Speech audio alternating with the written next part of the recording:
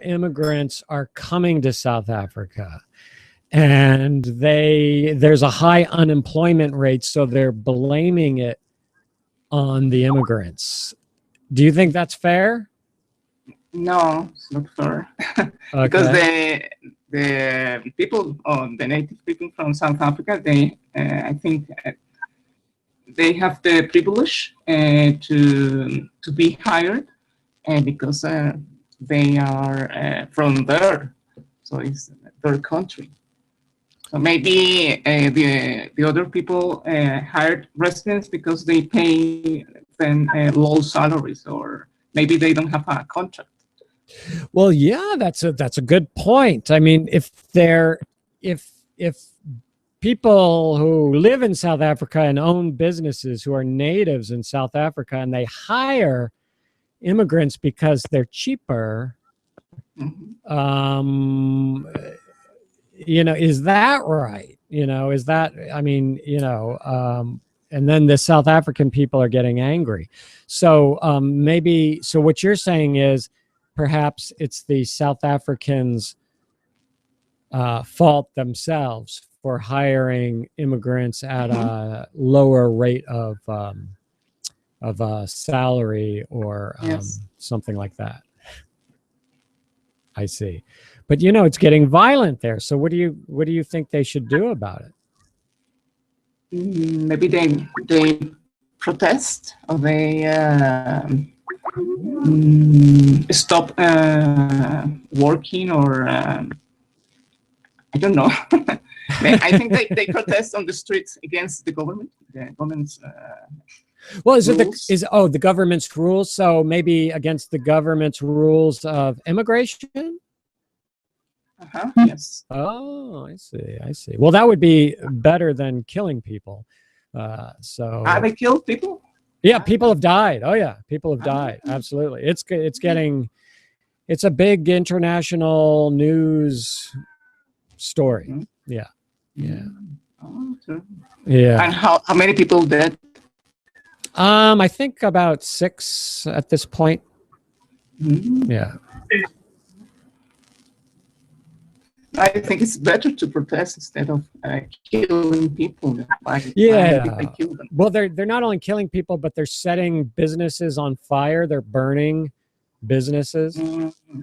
A lot of violence. Yeah. So it's violent acts. It's kind of like rioting. You know that word? Let me type it in the chat. And everybody, please use the chat. Rioting. You can communicate with each other. Do you know what that word means? Rioting? No, rioting. Strikes? Kind of. But a riot is a little different than that. Riot by itself. Hey, yes. Excuse me, Dave. Yes, Gerald. The question. Letty, we need you to turn off your microphone, please. We just got a big noise.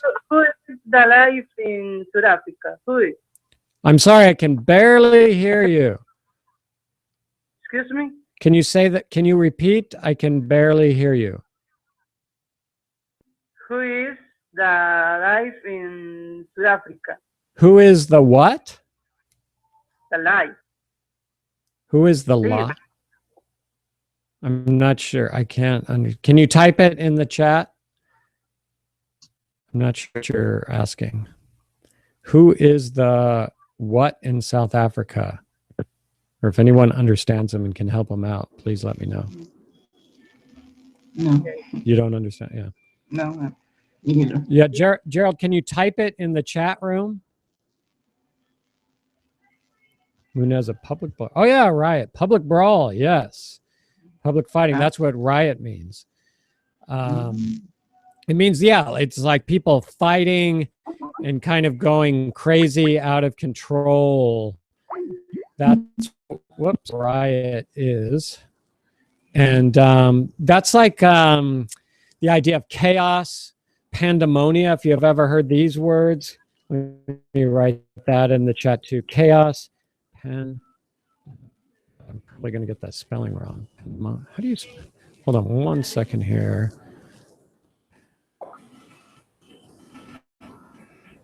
Pandemonium, that's right. That's a big word. I don't think we've used this What word on the does it English mean? phone. Yeah, hold on. Let me just get this word in the chat room, and then I'll talk about it. Yeah. So, okay, there. Oh, thank you, Manetta. Wow, that was fast. Very good. Yeah, chaos is when things are out of control. Pandemonium, same thing. Yeah. Oh, thank you for the definition. Extreme confusion and disorder. That's like when, you know, you live in a country, and we all live in different countries around the world. And, you know, there's a government, and every country has laws, and usually every country has police, and, you know, there's controls, because like if I wanted to go out and just start doing something crazy, like killing people or blowing up buildings, you know, that would be stopped because of the laws and the rules and all this sort of thing.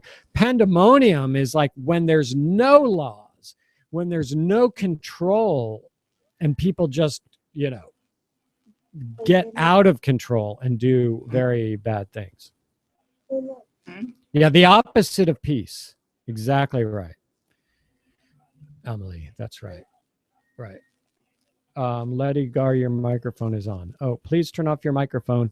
If you're not speaking, just a reminder to everybody, please make sure you mute or turn off your microphone. You can do that by clicking the picture of the microphone under everybody's name and picture in the Skype window. Yeah, it sounds much better now. So whoever did that, thank you. That's all we need. When you want to speak, you can just turn it back on. It's no problem.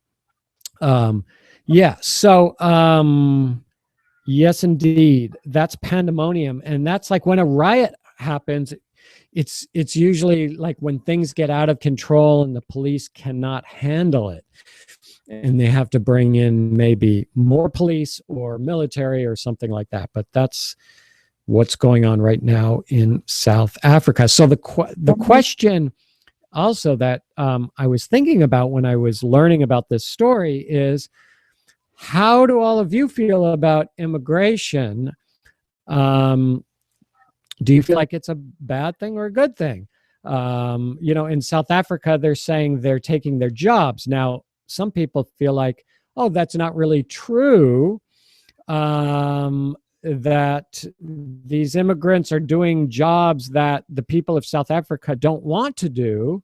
And it's really, you know, more, the problems of South Africa are more of the economy, and that's a more of a kind of a country problem, and it's not the problem of the immigrants. So if anybody, does anybody have any opinion about that? Are immigrants bad? I mean, like in America where I live, we are a country of immigrants. So there are not very many native, the native people here would be the Native American Indians. And everybody else has come from other countries, including my family. So, you know, that's what's made this country strong. Yes, go ahead. Who's that? Dave. Yes. I'm Brazilian. Hello. Hello, Dave. Hello. I'm Brazilian. You're Brazilian. All right, cool. Yeah. Welcome. What would you, what's on your mind? Huh? Do you have a question? Your microphone is very loud, so it's like I'm very lost here. you're very lost. Yeah, I don't know what's supposed to do because I learned about the English, but it's like I'm stopped. I don't know what to do more. Ah, okay. So you started. I want to learn more. I see. So you started learning English, and you stopped. You kind of got paused, and you want to learn more. I want to things. Wow. You really need a headset, Wilkes, because I'm hearing lots of feedback.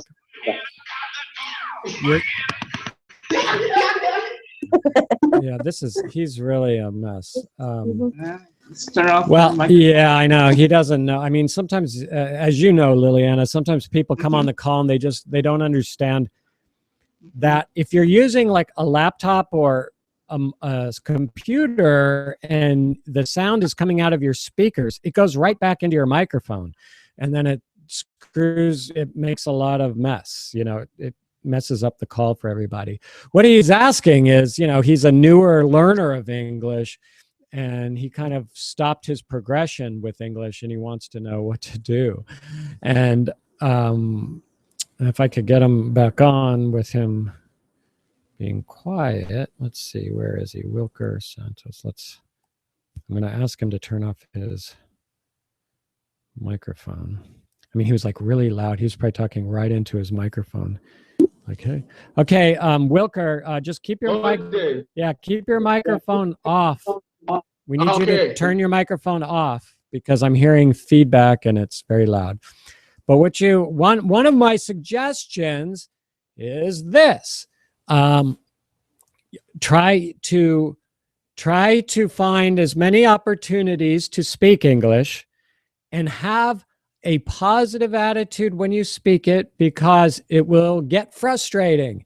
You know, you'll make mistakes. Sometimes people will not understand you and it will get frustrating, but keep a positive attitude. Make a joke, laugh about it. If you make a mistake, don't be hard on yourself. Just make a joke. Oh, I made a mistake. Okay. Try to use it as much as possible. And what I recommend, this came up last week. Somebody asked me a similar question. And what I recommend is that you read something, a book that you enjoy very much. So a topic that you enjoy, like a novel, fiction, science fiction, whatever, Wilker, whatever your interest is, read a book that is at your level and a little bit higher. If it's too much higher, it's not going to work. It's going to be too difficult. If it's too easy, you're not going to learn so much. So we want the book to be at your level and a little bit higher so that you can learn some new vocabulary words, and your brain absorbs the grammar. Your brain absorbs the vocabulary through reading, and it could make you advance much faster. So those are my two recommendations for you. Ask a lot of questions too. And you can ask me. That's why I'm here. You can ask me questions. Yeah, hi, Letty. Letty, do you have a question? Yes. Hi there. How are you? Very good. Thank you so much. Sorry, I don't know how to word these things. And when I had the microphone on, I don't know even if it's on, but I try to know. Well, you know, you can control it within Skype. If you put your cursor, if you move your cursor under everybody's name and picture, you'll see a picture of a microphone in blue. And you just click on that picture, it turns it off. You click it again, and it turns it on. Oh, my goodness. Okay, let me try. It's hard, but okay. Yeah, my question, well, no, it's question, but it's my problem always is when I try to talk, always I talk like present sentence, and sometimes I forgot to say past, like future things. Always I get confused within and use I say that word, but I don't know when it's past or when it's present. Just I say that word. Very interesting. Yeah. It's like past tense would be like, oh, last week you and I spoke, you know, and spoke is a past tense of the word. So, and then I could say to you like, oh, next week, you know, I hope you are coming to the call, you know, and that would be like a future, whoops, I'm trying to add somebody. Yeah. I'm trying to, you know, future tense. Arna, please turn off your microphone. Thank you for joining us, but please turn off your microphone so we don't hear any feedback. So yeah, so you're you're asking about how to get your tenses right. And that's, I do hear that. That's a common thing that people learning English deal with, is the tenses. And it's different, like in logical languages such as Spanish, which is a logical language, and English is a illogical language, because our rules change and things like this. So how do you improve your use of future tense and past tense? Well, one way you could look at it technically, and you can, go online and review just some grammar forms of past tense. Like, I walked to the store yesterday. Like, a lot of people will say, yesterday I walked to the store. Well, that's incorrect, either written or spoken. You would say, yesterday I walked, ed ending, which is past tense, to the store. Since Letty, I know that you're in Oregon and you live in America, you might want to tell, like, some people around you, ask them for a favor if you have some, American people that and say, hey, when I make a mistake, not every time because they'll drive you crazy, but when I make a mistake, could you correct me or tell me what I'm doing wrong? Because sometimes, people feel like, oh, if I correct your English, sometimes that makes people feel bad. So they want, if you give them permission to do it, then they'll help you out.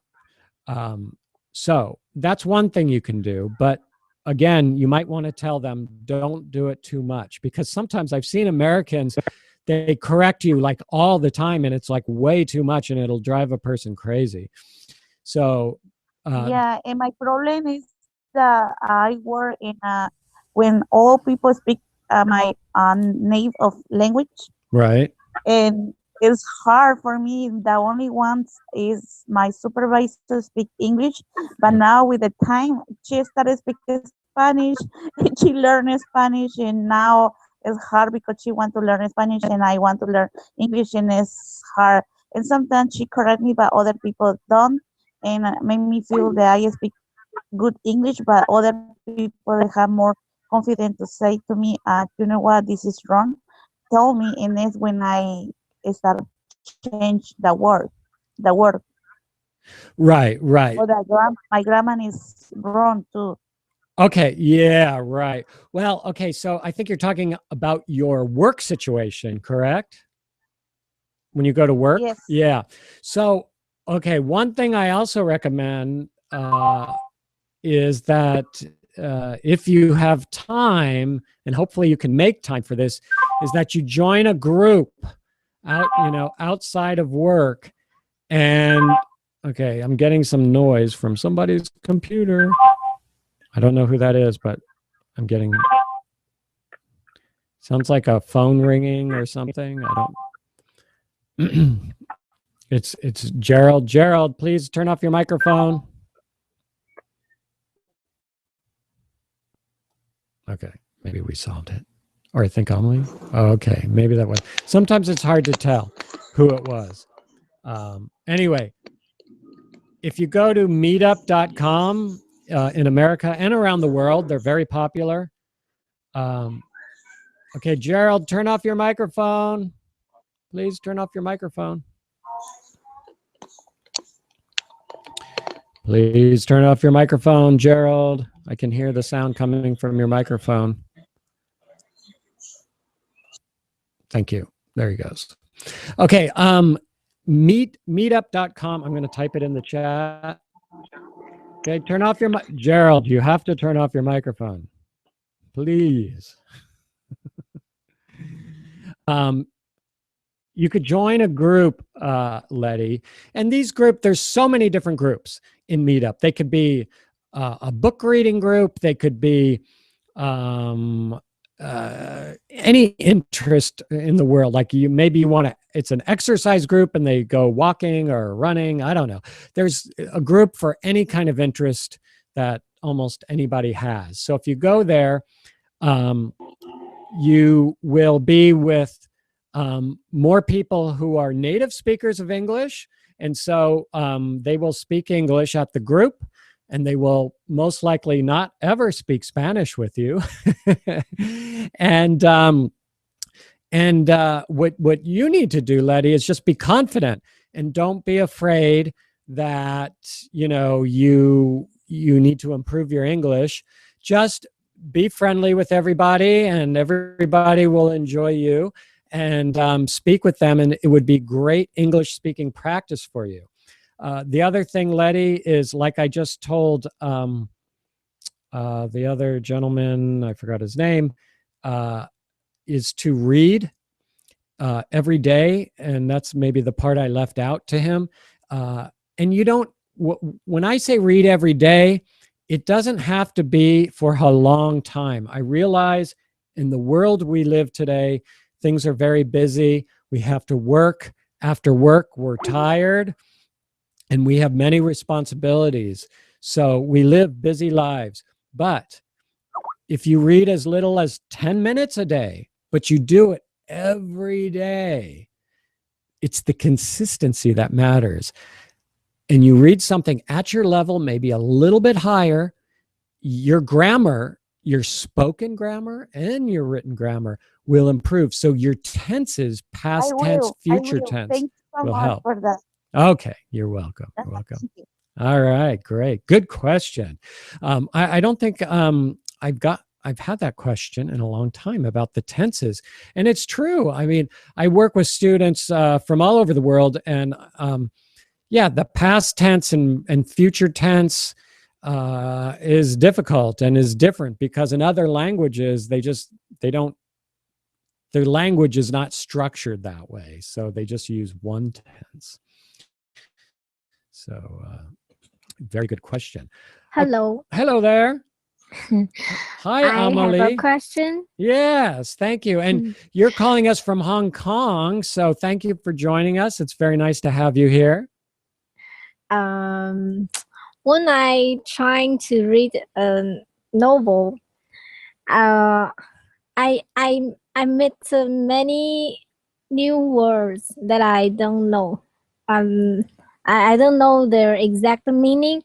Then I have to find out their meaning from the dictionary. It's a tough job for me. I don't feel enjoyable. Right. Absolutely. And I'll tell you what is going on there and what's wrong there. What you're reading is at too high a level. And that's why I tell people, don't read at too high of a level, because if you have too many vocabulary words that are that you don't understand, you cannot enjoy the reading. You are going to be looking up too many words. I understand that.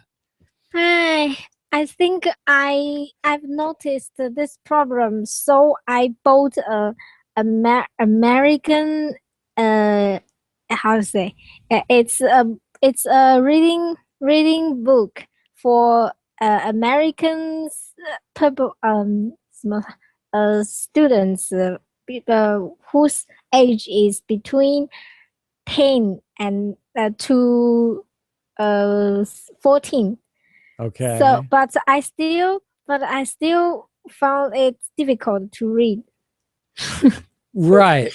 I understand. Sure. So let me try to help you out with that. First of all, it might be best to do an assessment of your reading level first. Mm-hmm. And if there are ways, there are different ways to assess your reading level, but let me say two things about that. One is, if you focus on reading material that is ESL or EFL, that What is ESL and the EFL? okay, well, I'm glad you asked. I'm going to type that in the chat so everybody can see and understand. Okay. Okay. ESL is English second language. English as a second language. Oh. And EFL just means English as a foreign language. No, it means actually, yeah, good guess, first language. No, it means English as a foreign. Oh, foreign language. Foreign, E-I-G-N, language. I'm trying to. Gassim, are you not in the? Oh, Gassim isn't in. Hold on one second, Amelie. I'm just trying to see. Oh, see, people were trying to join and I didn't even realize it. Hold on one moment. I'm just trying to add, and where is Gassim? Oh, there he is. And I think that's it. Yes, so I'm sorry, Gassim, please turn off your microphone. We're getting some feedback. Thank you. And I'm sorry for not seeing some of you folks who just joined us. I did not see the Skype window, so I'm sorry about that. Okay, so this is English as a second language primarily means if you're studying in a country like America or in England, that means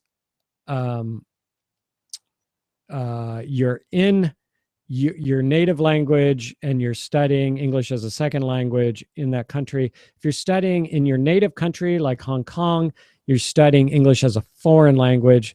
There are some differences, but it basically just means you're studying English. Now, the reason why I bring this up, Amelie, is because there's a lot of material that's designed for people who are learning the second language. And there's been so much research and so much good study put into material that I recommend looking for something that is ESL book as opposed to just books for kids that are younger, because these are designed more for somebody, an adult like you, who is learning a second language, and it will help you to learn the language much, much better. So what we do is when we teach English, whether it's in a classroom or online, and let's say I'm teaching reading for English, I would have probably either a textbook or I would have a book of short stories that are designed for your level. And they're often interesting stories. They're often fun to read. And the vocabulary level is going to be at your level and a little bit higher, not too much. There will be some vocabulary that you don't understand, but most of it you will understand. And then you build your reading skills and your confidence, and then you start increasing that. And then you read a little bit higher level and a little bit higher than that. And then you get better and better. But you're absolutely right. It doesn't matter if the book was for kids or not, because you have to understand, if you're reading a book like for teenagers in America, I mean, some teenagers in America are very advanced. So that would not be a recommendation from a good ESL or EFL teacher. They would not recommend you read that. They would hopefully recommend what I recommend is to find something, and you can go and you can find reading books for ESL or EFL and try to find some stories. This is so important, and I know some of you have heard me say this 1,000 times, but it must be something you really, really enjoy, because if you're reading about, like, I don't know, if you're reading about Albert Einstein and you're not interested in Albert Einstein, you will find it boring. And Yeah, that I will, don't even understand right. at all. Exactly.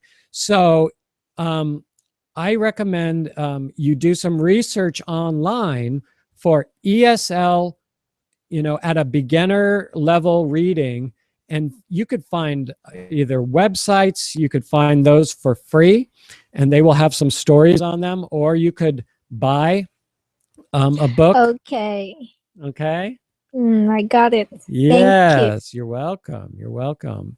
And one other thing I want to say to everybody about reading is in most countries, you can go online to Amazon.com, and if you can actually look at a few of the pages of the book before you buy it, so like in Amelie's case, if you're not Dave. sure if the level is correct, you can actually read like a chapter of the book. They'll let you read it for free online, and then you can decide, oh, is this the right book for me? And then you can buy it. So yeah, that's a good way to go. And of course, if you have an electronic book, like a reader, like a Kindle or a smartphone or a tablet, then you can read electronically, and it could be even cheaper and easier to get things to reading material. Yeah. Okay. Thank you. You're very welcome. Thank you for the great question. Dave, excuse me. Yes, Gerald, go ahead. How to improve it, my English? Okay. That's your question. Sometimes I get people asking questions like you, Gerald. Am I pronouncing your name right, or is it Harold? Gerald. Oh, Gerald. Okay, good. Yeah. I am from Costa Rica. Costa Rica. Oh, great. Yes. Oh, I'm so happy to have you on the call. That's great. Costa Rica. Right on. I study English in INA. Are you studying English at school? Institution INA. Institution? The government. A government institution. Okay, very good. Very good. Yes. Well, you ask a very general question, Gerald. How do I improve my English? Generally, I can answer you by saying practice a lot and enjoy your practice. Have fun with your practice. Practice reading, like I've been telling a few people today, and practice speaking like you are right now. And don't feel bad when you make a mistake. And at your institution, ask a lot of questions. I've taught English for a long time, and I've had many different kinds of classes. I've taught English to Japanese students. I've taught classes here in America to students from all over the world, like where I've had students from Japan, Korea, Taiwan, China, and European students from all kinds of European countries. I've had students in those classes from South American countries, from Mexico, Central American countries. I mean, all over the world. And sometimes students get very quiet in the class. And that's not good for English. In English, you need to ask questions. Gerald, can you turn off your microphone, because I hear a lot of background noise from Costa Rica. I can hear all of your. I stay the English intermediate. You stay at English intermediate? Yes, in my school. Oh, okay, that's good. Well, what's interesting is a lot of schools around the world, like some students are advanced, but they cannot speak very well because they focus on writing and grammar. And grammar. Yes. And even in my school, my teacher yes. is from Canada Oh, very good. For 3 weekends. For 3 weekends. I see. Yes. So it comes out for about Yes. 3 weeks and teaches. That's good. You have a native speaker of English. Canadian is North American English, and that's excellent. So I'm happy to hear that. Please ask that teacher many questions and speak as much as you can, because you know, like all these people who succeed in our world, it's this idea of 10,000 hours, and don't let the number scare you. All it means is people who become very good at something, they practice it a lot, but they also enjoy it. Bill Gates, you know, who at least was the richest man in the world at one point because of his computer programming skills. He loved it, but he kept learning Excuse and me, practicing. Hold on. I love speak English. Well, good. I'm happy to hear that. I like it. That's great. Keep liking it, because then you will be like Bill Gates and you will use it a lot. Keep using it. Practice it all the time and you'll get better and better. And that's one of the things our brain just needs. We need to just keep using it and using it and using it.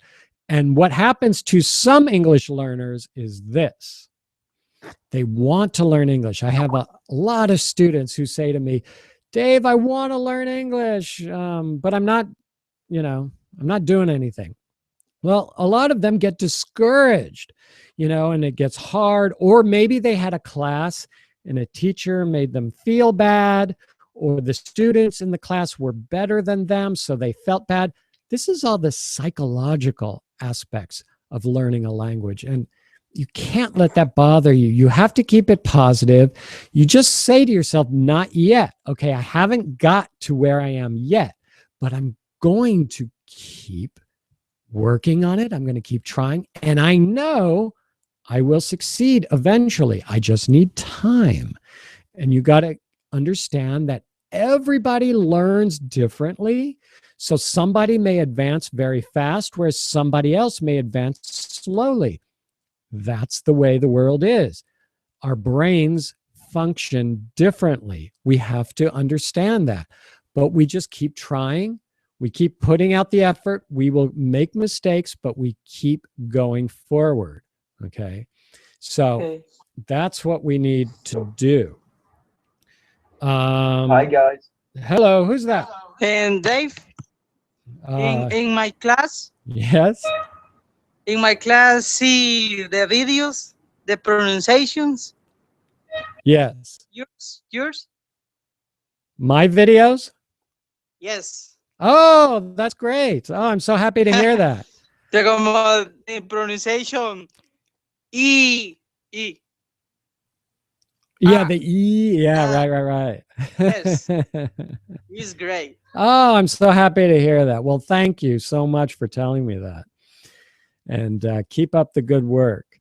In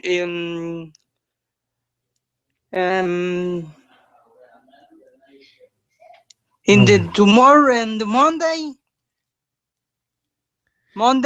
see videos. Okay, Monday you'll see videos. Okay, Amelie, thank you for joining us. I know it's very late. Good night. Yeah, so in my class. Oh, good. Well, please do, and I'm happy to hear that you watch those videos and that you enjoy them, and keep using them. I appreciate that very much, and very good, Gerald. My teacher enjoy your videos. Oh, thank you for telling me that. That's very nice. Okay.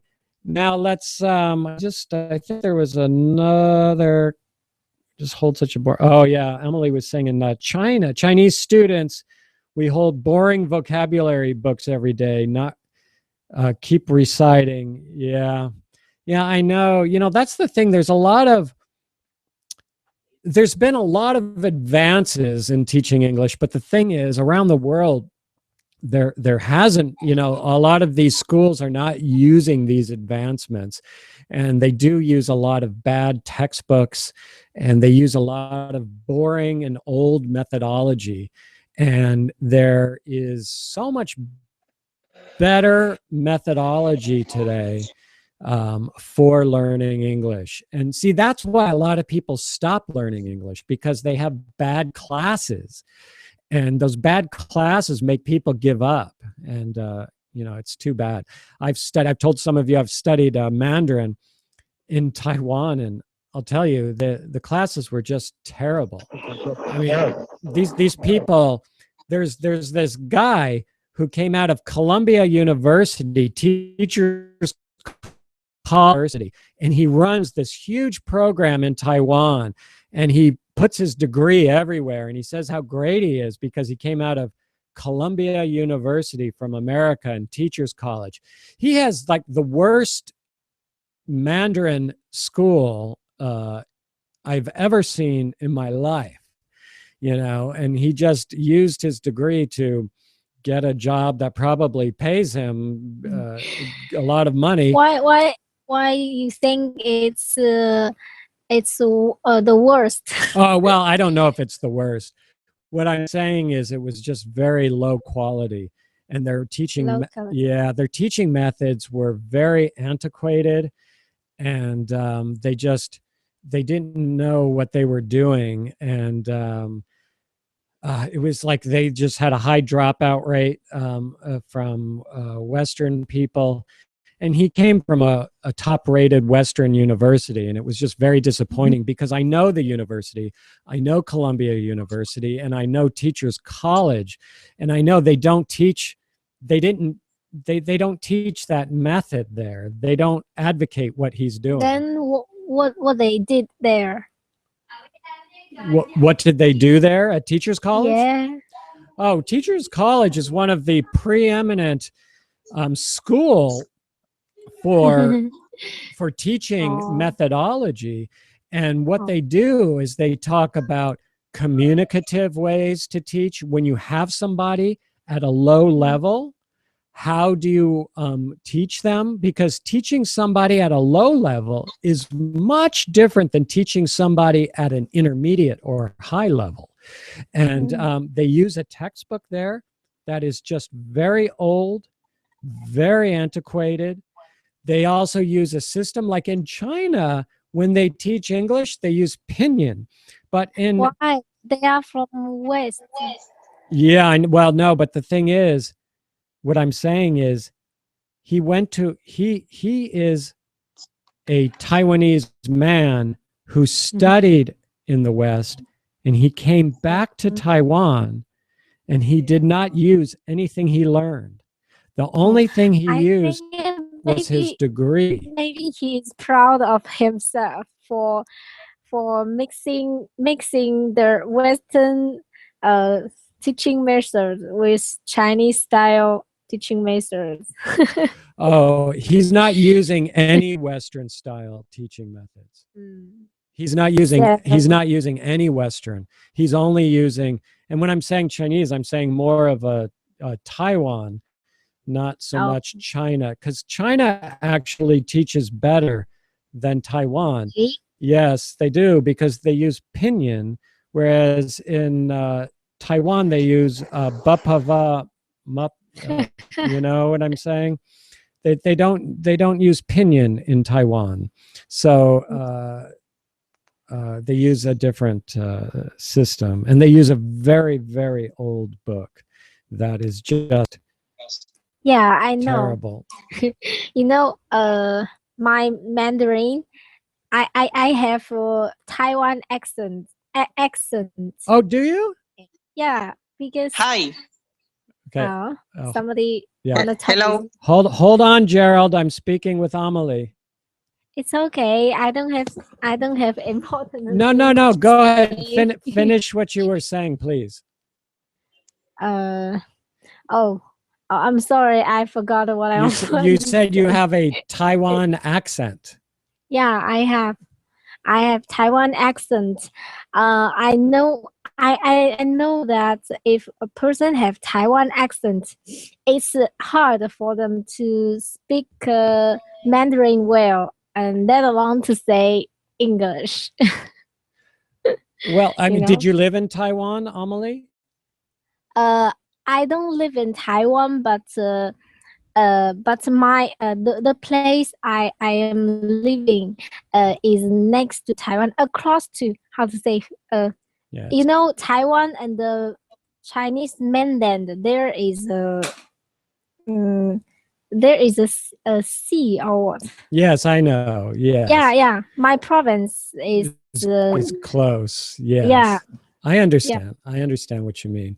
Yes, indeed. And my grandfather's father once was working for the Taiwan government. Oh, I see. So Yeah. Well, I like Taiwan as a country. I think it's nice, but I don't like their teaching methods of Mandarin for foreign students. It was just terrible. yeah, you know, their teaching masters uh, come from maybe I think it's older than that in mainland. Yes, Because yes. you're right. nowadays the teaching masters of mainland, they are they are sharing with West, but maybe Taiwan, they are just keep what they did Yes, right. like decades years ago. Right, exactly. That's right. Very interesting Hello. stuff. Okay. Okay. All right. Thank you, Amelie. Thank you. And thank you. Bye-bye. Bye-bye. Bye-bye. Okay. So, Hello. yes. Hello there. Who's that? It's Yasin here.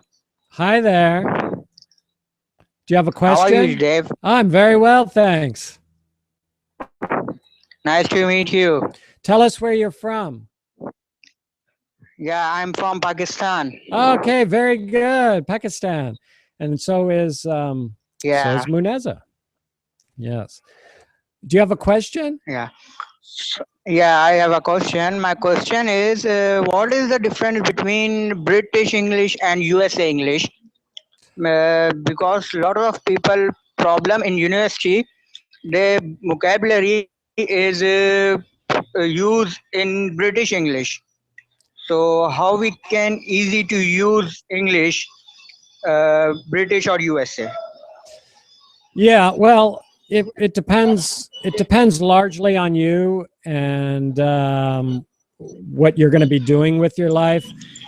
The difference is, and if you could mute your microphone, I'm getting a lot of background noise. Can you please turn off your microphone because there's a lot of noise? Thank you. Yeah, there are a number of differences. One is vocabulary. There are vocabulary differences between British English and North American English. Very few, but there are. And there are spelling differences for sure. And of course, as everybody knows, there are pronunciation differences indeed. The British talk a little different than we do there in the States, you know. I've got to get my British going here. It's a little slow. I haven't practiced it in a while.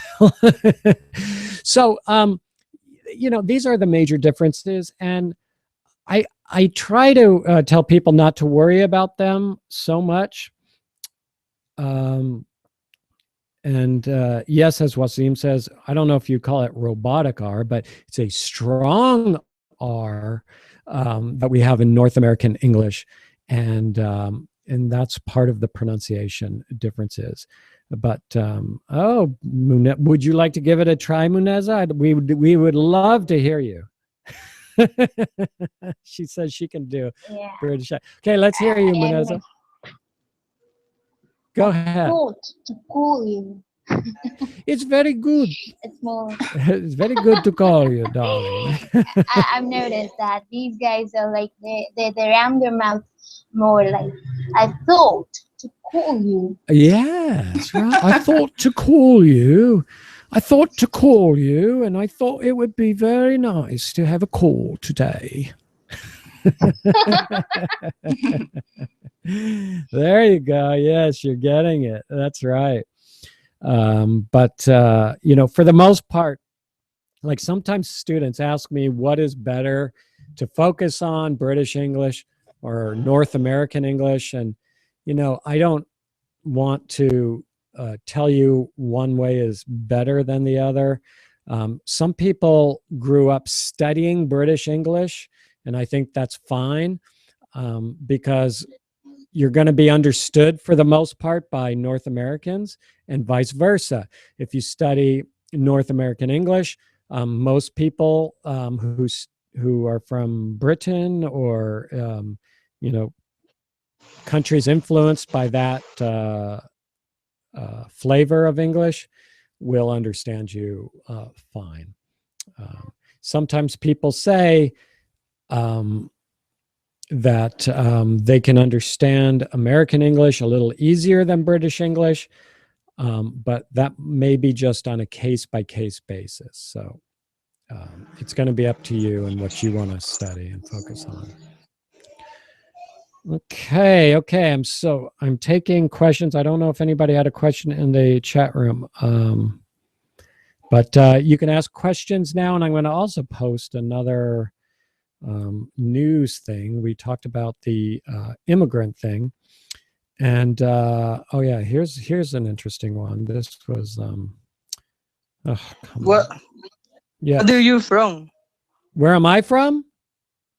Steve? Yes. I am from America. State? From the States, yes. Okay. Oh, San Antonio, Texas, New York. I'm from Los Angeles, California. Oh. Good question. Good.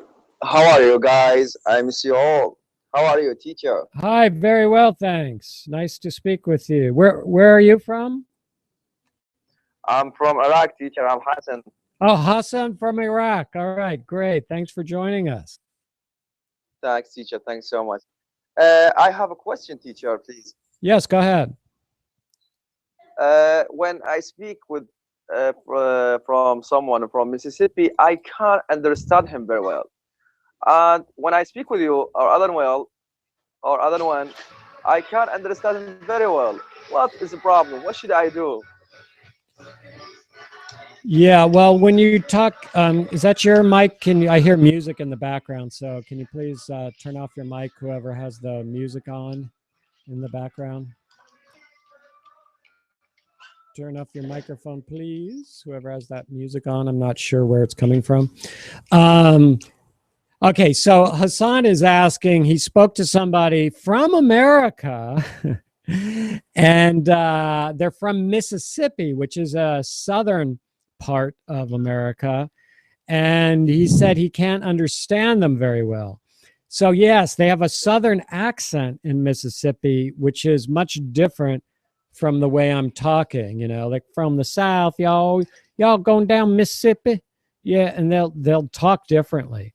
So yeah, it's going to be hard. It's even hard for people like me sometimes to understand somebody from Mississippi or other southern regions in the United States. So yeah, that's just going to be a problem. And if you can connect with people who speak with more of a standard American accent, that would be more beneficial from you, because it's going to be hard.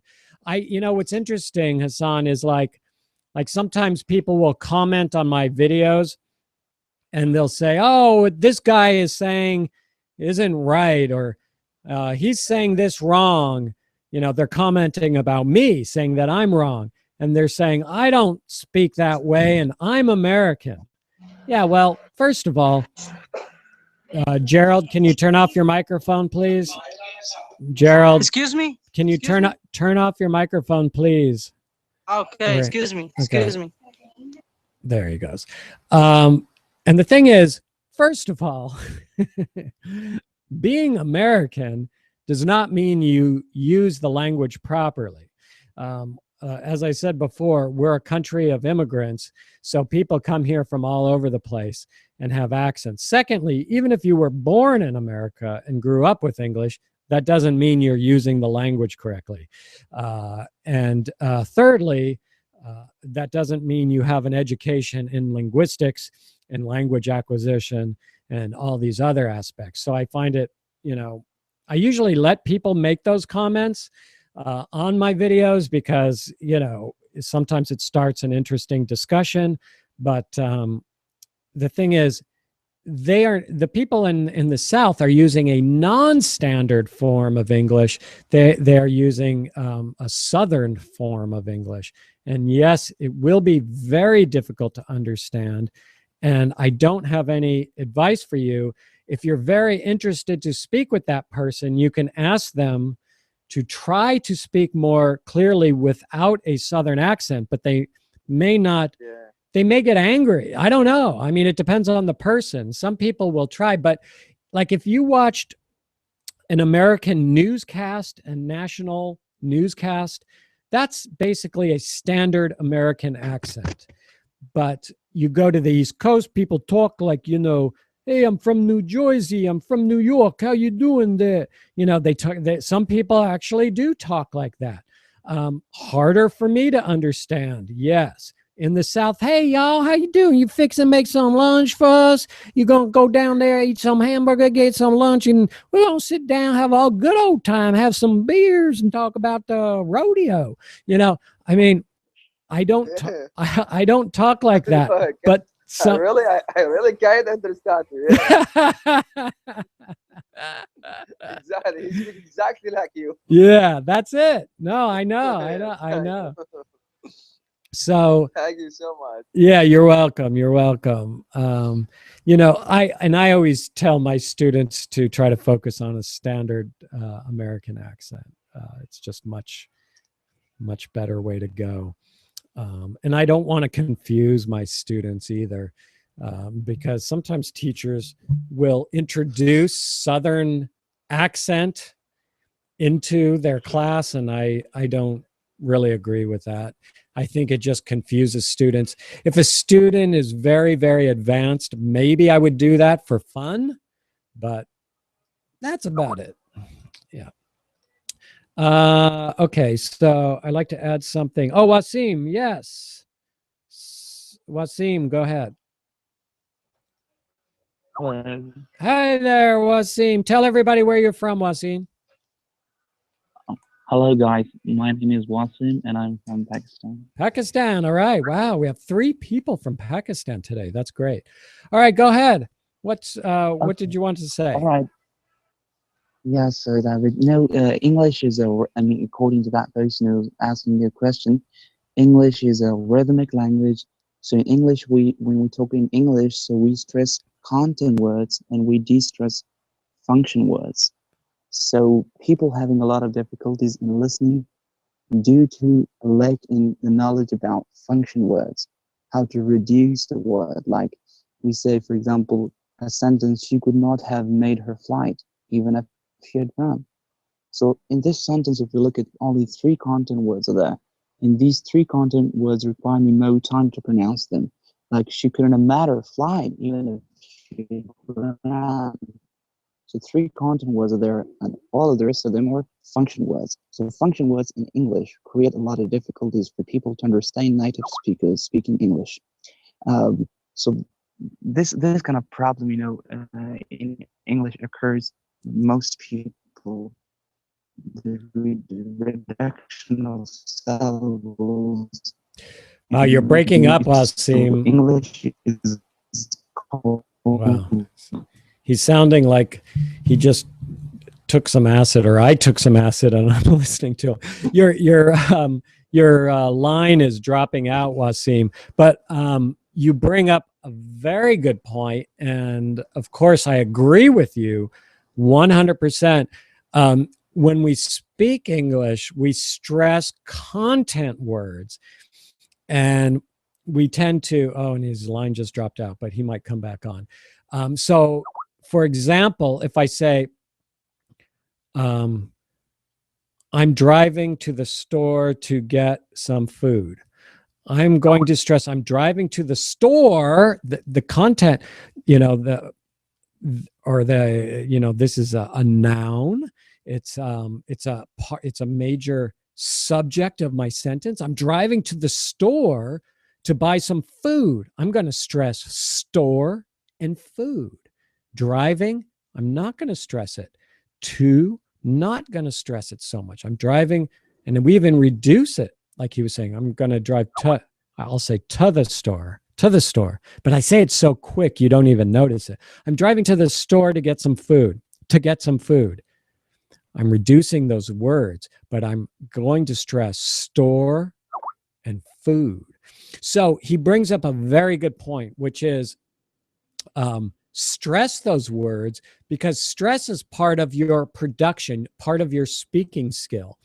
And he's right, there is a rhythm and intonation in North American speaking, and we tend to stress content words. We tend to stress the subject words of the sentence. And so, like, if I'm talking to Julio and I'm saying, hey, but, you know, I'm trying to get him to understand something, I'm going to stress the part I want him to understand the most. So sometimes I will stress the verb, and he'll say, like, oh, what's wrong? I'll say, it's the way you're walking to the store, Julio. You're walking too slow. Okay, well, you know, walking is an action word, is a verb. Okay, so, but I'm stressing that because that is the idea, that is the main point, that is the topic or the subject I am trying to get across to him as I communicate. But generally, yes, we tend to focus on the subject content words in the sentence. So yeah, very good point. I think Wasim, if I recall, is a teacher in Pakistan, and he knows his stuff very well. Anyway, I just put in a let's see. I thought I just put in something into the Skype. Let's see. It's about the aircraft. Yeah, the aircraft. Oh, it must be way back there now. I should put it in. Hey, Julio, how are you? I'm fine, thank you. How about you? I'm very good, very good. Feeling alive and well. Oh, that's very important. Yes, indeed. Yes, indeed. Are you talking about the solar impulse? Yes, the solar impulse is the first solar aircraft. Yes, to do what? Now, first of all, that's what it flies without refueling. I mean, it doesn't need a drop of fuel. Well, yes, that's one thing that is very interesting about. Oh, thank you, Jamil. That it, you know, a solar aircraft flies 100% by the sun's power. That's the idea of solar. But there are other solar aircrafts, but the solar impulse is the first solar aircraft to do what specifically? It can fly day and night. Ah, right. Oh, Wasim, it sounds like he's having a party, Happy New Year firecracker celebration. Yeah, it's like bam, bam, bam, bam, bam, bam. We'll try to get him back on, but he maybe is unaware of that. Exactly. So this is so interesting. It can fly overnight, which means it can fly like for 12 hours or so, or I don't know the amount of hours, but it can fly in total darkness for a long period of time, which means when it's flying during the day, those solar panels are absorbing all kinds of energy, and that energy is being stored in the batteries of the aircraft. And those batteries have so much energy that during the nighttime, it can fly overnight. Hmm. No Yeah. fuel, no gasoline I read that it has or jet fuel. unlimited autonomy. Well, what does that mean, though? I mean, does anything have unlimited autonomy? I think it means in terms of power source. Is that what you're referring to? Yes, yes, it can fly all the time without. It doesn't have to land to get anything. Right. It just can fly uh, all the time, as you said, overnight. Well, because during the day, Uh-huh. the solar cells recharge the lithium batteries. Right. Right. Absolutely. Now, I don't know if it could fly unlimited. I mean, they haven't tried it, but I think I read that it has flown for 120 hours without landing. So if there are 24 hours in a day, you're talking like a week it can fly. Now, so this is my second question. The cockpit was designed for something special. I wonder if I can find that on my sheet here. Hold on one second. Oh, the cockpit, basically it's just what I said, but I'm going to copy and paste this so everyone can see it in the chat room. The cockpit was designed to do what? Oh, it's already in there. Oh, Liliana has it. Thank you, Liliana. So what was the cockpit designed to do? Does anyone know? No. No. This is a little more tricky. Yeah, it's a little more tricky. But if you've seen pictures of this plane, I encourage you to go online and look at more pictures of this aircraft. The cockpit was designed so that you could live in it for 1 week. So kind of like a space station, because we don't have really any aircrafts that are designed to live in it for a week, because, most of our planes, you go up and you come down. The longest commercial flight we have is like maybe 16 hours, maybe a little longer, I'm not sure, but not too much longer than that. And you have a bathroom, but you don't have a shower per se. You don't have like a full kitchen. This thing is designed for you to live for 1 week. Wow. Isn't that amazing? Yes. I wonder how the pilot would do things, like private things. Well, yeah, there's a bathroom. There's probably a way to take a shower or some kind of bath, and, there's 2 pilots, so they would rotate. There's probably an automatic pilot system on there as well. And these are 2 interesting people. I also encourage you to look them up. One's name is Picard, and I forgot the other one's last name, but they're European. They're very interesting people. Picard comes from a family of explorers. His father and his grandfather were both pioneers, very smart people who like to explore and do things. And fascinating people who are just doing some great things, and this is one of them. And creating this airplane that could fly for over 120 hours without landing is just, it's just showing that the capacity for humans to keep innovating and inventing things and doing things that seemed impossible 10 years ago. And it's just fantastic to witness this and to learn about these people and to learn about what they're doing. So they're flying around the world right now in this aircraft, in this Impulse 2.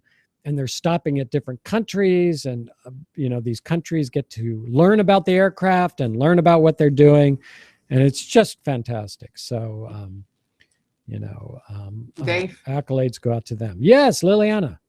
I read that the cockpit will be packed with essential for the journey, like enough food and water for a week, as well as a parachute and oxygen. Oxygen, yes. Oxygen bottles in case of emergencies. Right, because they're up so high, the cabin needs to be pressurized so that everybody can breathe. But if they lose pressure, they have to have oxygen. And if they have to jump out of the plane at a height, they have to have oxygen with their parachute gear. So yeah, absolutely. Interesting. Yeah. We have food, water, all these things.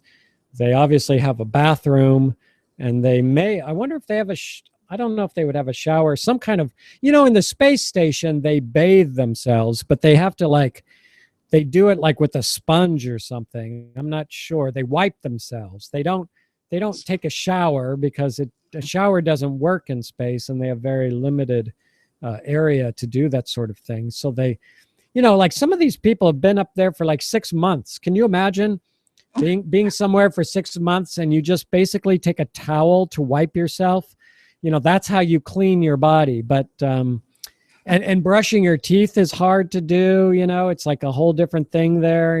It's really interesting when you learn how these people survive in these different environments for a long time. So anyway. Yeah, maybe they take like a cowboy bath. Yeah, what is a cowboy bath? Is that not taking a bath? How does a cowboy take because a bath? they don't have a lot of time, and they usually finish fast and wear the same clothes. Oh, right. Yeah, so it's very quick. Like we would say, there's an expression in English, a phrase called "quick and dirty." You ever hear this? Quick and dirty. Quick and dirty. Quick and dirty is used it's like a way to get something done very quickly, but it's not done maybe very well. So they say, it's a quick and dirty way to get this done. It's a fairly common phrase in North America. I heard that, and half-assed too. Yeah, half-assed. Yeah, half-assed means, it's done, but not done very well. So, yeah, you're right. or bathe like cats. Bathe like cats. Well, cats with their tongue. God, that I don't know if many human beings would do that. I don't know, but we use that expression. Oh, you use that as an expression. Okay. Yeah, a cat bath. Oh, okay, very good. Yeah, that's cool. That's very good. Still taking anyone's questions if you want it, and yes. Yeah, go ahead, Liliana. Can you tell me what is the difference between deny and refuse and switch and change? Okay. Okay. Deny. Okay, and I tried to refuse. Yeah, put it in the chat so everybody can see. And deny, and the other one is change and switch. Can you see them? Let's see here. Okay, yeah. Refuse, deny. Okay, so let me think about this for a second. Yeah, they're both strong. Refuse and deny are both strong words in terms of, I refuse to believe that my mother said this, for example. Maybe somebody said, oh, your mom said blah, blah, blah. I refuse to believe she said that. Okay, so that means in a basic sense that I do not believe. But I can use refuse in different ways. I will refuse any offer of help. Refuse is like reject too. Yes, you're right. Like I'm saying, like I refuse any help from Liliana, like I reject any help from Liliana. Or I don't want to do what you say. I'm refusing that order. Yes, that's a Strong. good example. Like your boss tells you, "Hey, go do this." No, I refuse to do that. You know, it's very strong saying, "No, I will not do that." So yes, that's right. Deny can be is a little different. Like if I'm an atheist, I could say I deny the existence of God, which means I don't believe. I also could deny a request. So let's see, somebody wants to get in the EM call. I could deny their request, which means I can not let them in if I don't want to. Sometimes you hear they were denied entry into a country, you know, which means they were refused. Now, so these examples, they are used synonymously for the most part. I don't know, Julio, can you come up with a difference between deny and refuse? Yeah, for example, if police is accusing me of some charges, I haven't done that. I'm denying those charges. Yeah, I deny that I ever did that or did that crime. But I can also say I refuse your allegation that I did those crimes. They are more or less similar. Yeah, they're very similar, but they're good words, you know, and you hear them used in a little higher sense. Like I hear them on the news, you know, they're a little more sophisticated words to use instead of just saying I don't want or I don't believe, you know, they are used in those contexts. So they're nice words to understand and to use. Can I say, for example, the teenager denied stealing something from the store or from the supermarket? Yes, absolutely. Okay, Yeah. thank you. I got it. Yeah, And between switch and change? Yeah, switch and change. So change can mean, you know, anything that's different. There's a lot of different contexts to use change.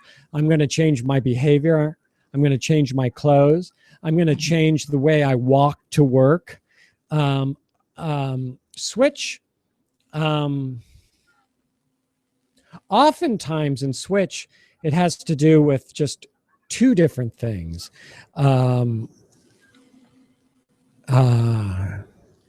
Let me see. Yeah, they're also very synonymous. So I'm trying to think of ways to distinguish themselves from each other because that's what you're asking. You know, like switch has like a strong connotation of movement. Could you give an example? Yes. Yeah, like switch from one language to the other. You know, all right. Quickly. Right. You can switch from like Spanish to English very quickly. Right. Yeah, one or the other type of thing. Like I'm switching from caffeinated coffee to decaf coffee. I'm making the switch. I'm going to switch my clothing from my uniform to my personal clothing. But, you know, change is used for that too. The language thing works very well. Trying to think of some other examples of switch. Of course, you know, a switch, you know, we have a light switch, but that comes from switch, meaning you're turning something from on to off. So you're switching there, you know, and that is two opposing or two different things. I'm switching schools. I don't like my current school, so I'm going to switch to another school. I'm usually talking about one or another. I'm not talking about a group of things.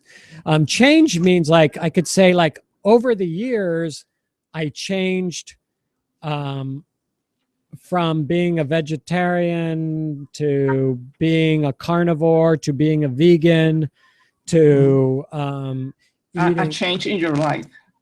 Yeah, but it could mean I had many changes. Oftentimes when we use switch, we're talking about one thing to another thing. Yeah. Yeah. Oftentimes, yeah. I understood. Thank you. Thanks a lot. Sure, sure. Does that sound good, Julio? Hello. Yeah, yeah. Okay. Very good. Okay. Hey, Gasm, how are you? How are you? Fine. Nice to meet you. Nice to hear your voice. Gasm calling from Sudan, right? Yes, right. You Hey, are right. I remember. Thank you. You said many words during your conversation. You said those who don't believe in God. Yes. What's the name for? Or what's the terms for them? Okay, atheist. Right. I'll write that in the chat. Atheist. An atheist is somebody who does not believe in God, does not believe God exists. So they are an atheist. Like, strange. Yeah, yeah. So sometimes like you'll talk to somebody, or at least, here, like if you're with a group of people, like at a party or something, and you're talking, and maybe a subject of religion comes up, and somebody might say, oh, but I'm an atheist, so I don't believe that. Or they'll say, the atheist would say this does not matter because blah, blah, blah. So, strange. Yeah, an atheist will say something like, there's no proof that God exists or that a God exists. So the atheist will say, prove it to me. And of course, there's no way Yes, he need evidence. Like scientific evidence. Yeah, that's what they're looking for. So also you said carnivore. Carnivore, yes, good. I'm glad you heard that. I'm going to write that carnivore. A carnivore is somebody who eats meat. So meat, just. Yeah, well, just with that eats meat in their diet. Not only meat. A carnivore will eat vegetables too, but a carnivore is the opposite of a vegetarian who does not eat meat. Vegetarian. Oh, that who are meat, who are feed on vegetables. Yes, vegetarian does not eat meat. Yes. Vegetarian does not eat meat. Right. But carnivore can eat meat and vegetable, both of them. Yes, right. Right. Yeah. Right. And who are feed on meat just? Well, hopefully nobody. There's no real name for. I mean, a carnivore.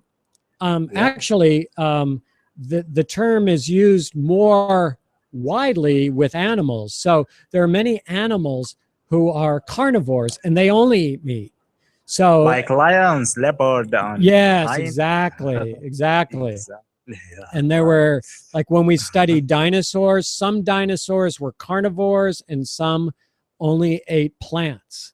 So they were herbivores. They called them herbivores, and they only ate plants. So oftentimes when we're talking about animals, we will use the term carnivores.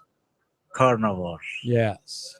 Carnivore. Is it right pronunciation? Yes. Very good. Carnivore.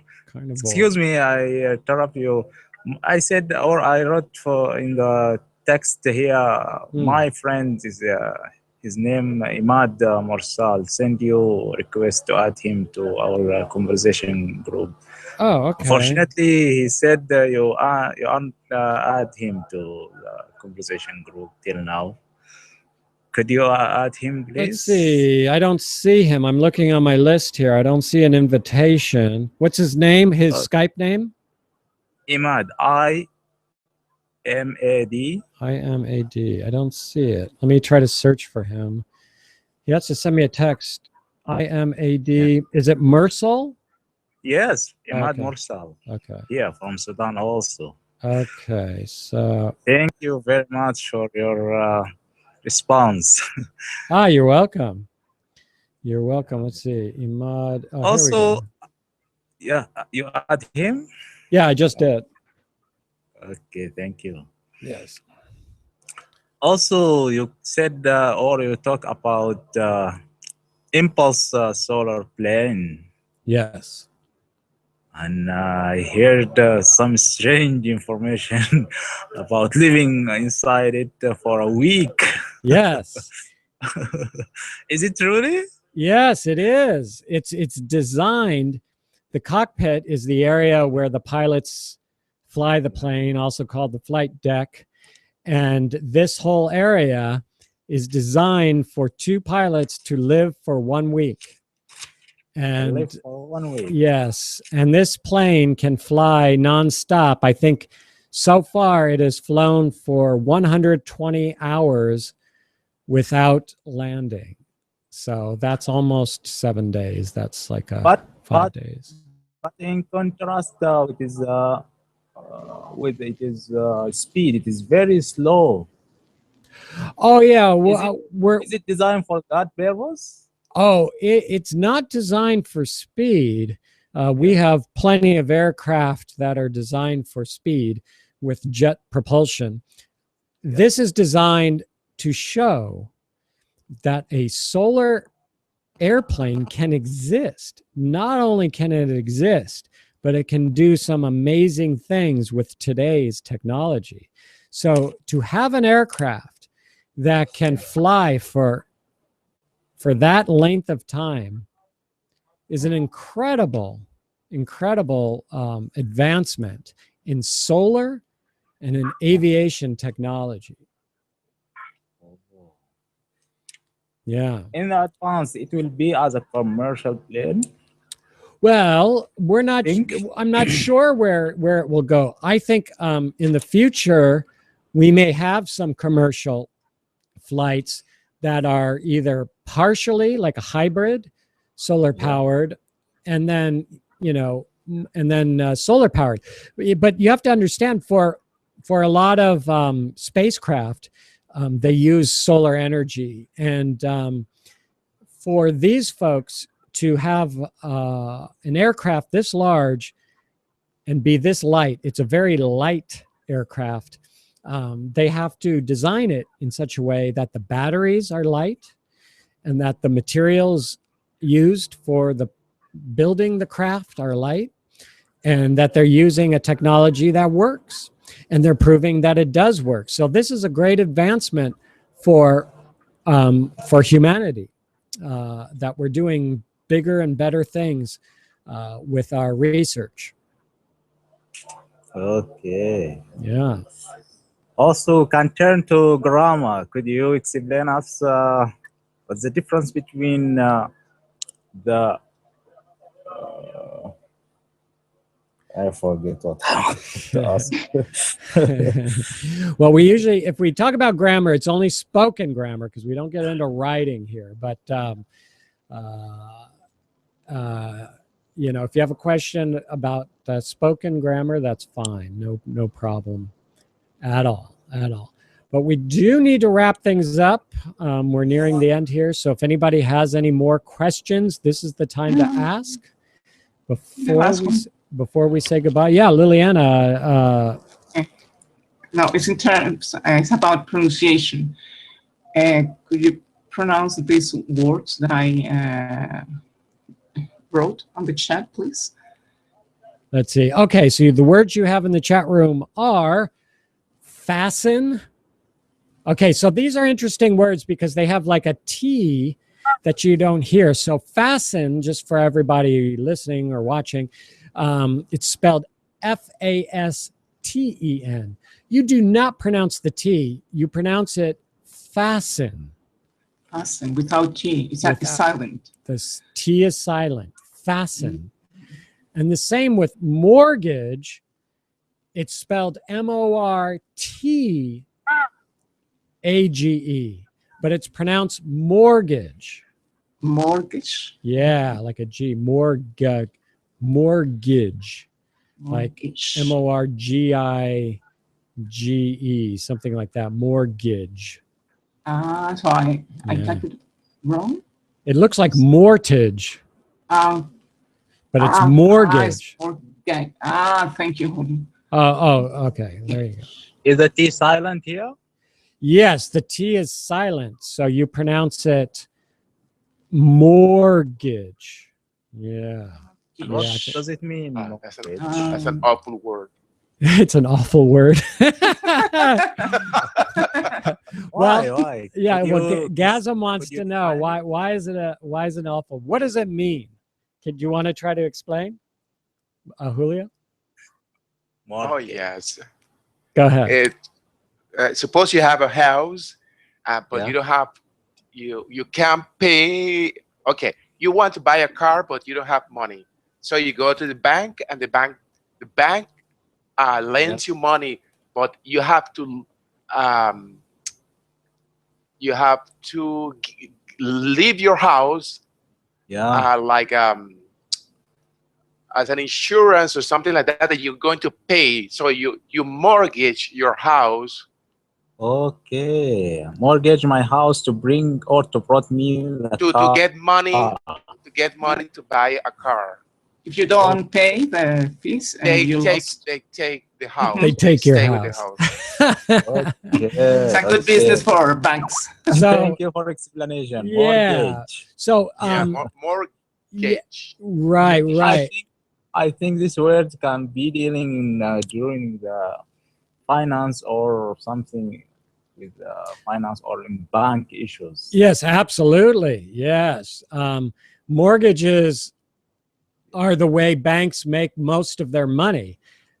When you buy a house, most people mortgage a house, and that means that they borrowed money from the bank to purchase it, and they make payments every month, and they try to pay off their mortgages. Now, since the amount is usually high, like in America, the average mortgage is 30 years. 30 years the mortgage for house. 30 years. So that's how long it takes off to pay off a mortgage. And like Julio said, like sometimes somebody owns a house and they want to buy something else, like maybe another house or a car that's expensive. So they take out a mortgage on their house in order to buy something else. And if you don't make the payments, they will take your house. Okay. Yeah. If someone lend me money, can be or can I call it a credit? Could you call it a mortgage? You would call it a loan. A mortgage, yeah, you would call it a loan. Like if Julio lent you lots of money to buy a house, you would say Julio gave me a loan. So, and a mortgage is maybe a more specific type of a loan. And that's it's a contract. And it's saying, these penalties that you have to pay if you don't do this, if you don't do that. So, yeah, that's the way it works. And then, okay, I'm sorry, Liliana. Okay. I remember about my grammar question. What's the difference between transitive verbs and intransitive verbs? See, that's a grammar question, and we don't get into that. You can most specific grammar question. Yeah, it's not a spoken grammar question. The thing is you can find answers to that quite easily if you Google it. All you have to do is put in those terms in Google, and you'll find the answer very quickly. It's very simple. So it's very simple. Do you want to explain it, Julio? Yeah, when an intransitive verb doesn't need an object. More explanation? Could you support by? Yeah, for example, if you say "I like," it doesn't mean anything. You have to add an object, the object you like, so Just the verb I like. can make sense. So I like pizza. I like Yes, pizza. Yeah. I like pizza. I like to What do you travel like? from place to What do you another. like? You like pizza? Sometimes I It's hear not important. sometimes I hear people who are learning English. We're talking about something, and they'll say, like, let's say we're talking about a certain kind of music, and we're talking about jazz music, and we're talking about different parts about jazz music, and the person learning English will say, "I like." But that doesn't work because you got to say, what do you like? You know, you could say, I like it. I like that.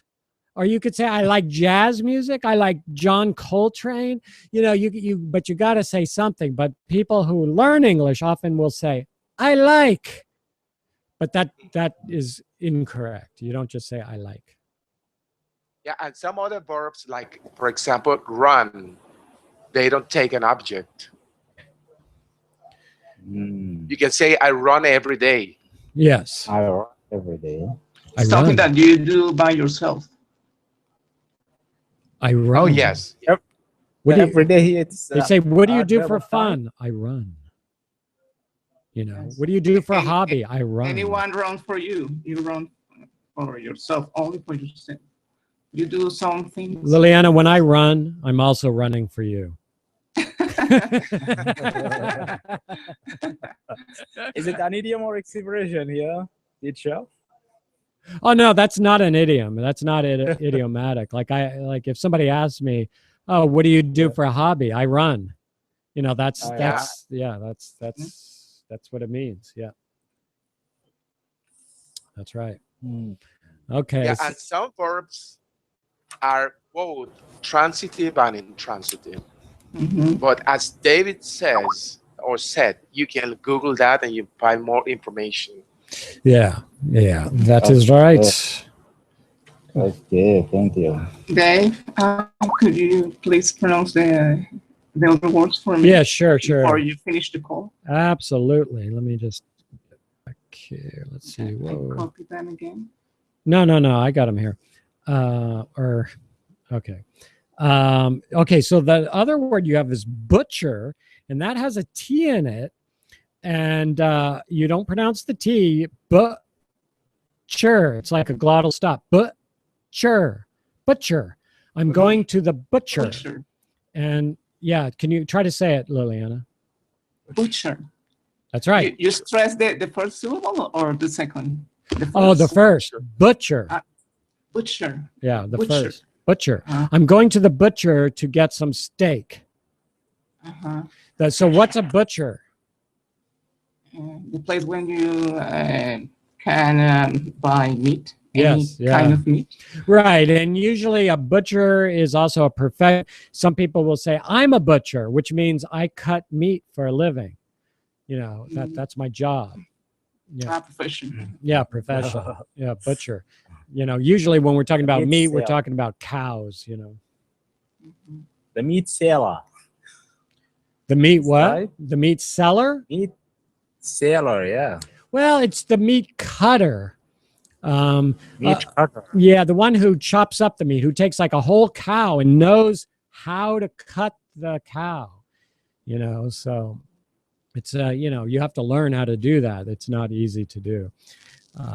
The next one you have is plumber, and you do not pronounce the B. It's Plumber, but it's pronounced with the B is silent. So plumber. Yeah, somebody who fixes pipes, water lines, sinks, drains, faucets. That's a plumber. But let me ask you something in English. When in this kind of words, when there is a T or a B in the middle of the word, we never pronounce it. Well, if you could give me well, like in these words you don't pronounce it, like doubt. You don't pronounce the B. Debt. You do not pronounce the B. Climbing or climb. You do not pronounce the B. So in those words, no.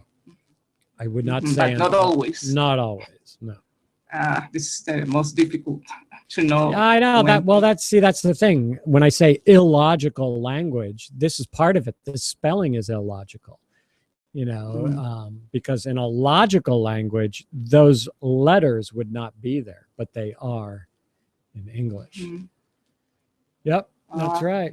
Climbing. Thank you. Yes, you're very welcome. You're very welcome. Okay, anything else before we wrap up the call today? Okay, very good. Well, thank you everybody for joining us. Yay, this was great. Thank you. Woohoo. Let's see if I can get Thanks these for your sound time. effects. You're welcome. See you too. I'm See you next Saturday, Mr. Dave. Yeah, see you next Saturday. I was trying to get a sound effect to happen, but it's not working for some reason. Anyway, thank you for joining, everybody. We do this call most Saturdays at 10 a.m. Pacific time. That's UTC -7. I'm Dave Skonda. This is the English meeting call where we focus on English speaking. So everybody, have a good weekend and have a great week. Speak English as much as you can. And never, never, never let anybody make you feel bad if you make a mistake speaking English. So goodbye, everybody. Take care. See you next time. Thank you. Bye-bye. See you later. Bye-bye. Adios. So long. Zaijian. Take Adios, care. adios.